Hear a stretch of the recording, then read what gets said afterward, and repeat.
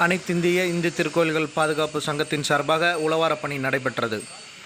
கரூர் மாவட்டம் குளித்தலையில் அமைந்துள்ள மிகவும் பிரசித்தி பெற்ற மற்றும் தொன்மையான ஆலயமான அருள்மிகு நீலமேக பெருமாள் கோயிலில் வைகுண்ட ஏகாதசி திருவிழாவை முன்னிட்டு சங்கத்தின் தலைவர் அருள்வேலன்ஜி அவர்களது உத்தரவின் பேரில் சங்கத்தின் பொறுப்பாளர்கள் ராமகிருஷ்ணன், பாலகுரு, ஆனந்த், கல்யாண வெங்கட்ராமன், மதியழகன், வினோத், விஸ்வநாதன் மற்றும் பாபு, சேகர் ஆகியோர் உழவாரப் பணியை மேற்கொண்டனர்.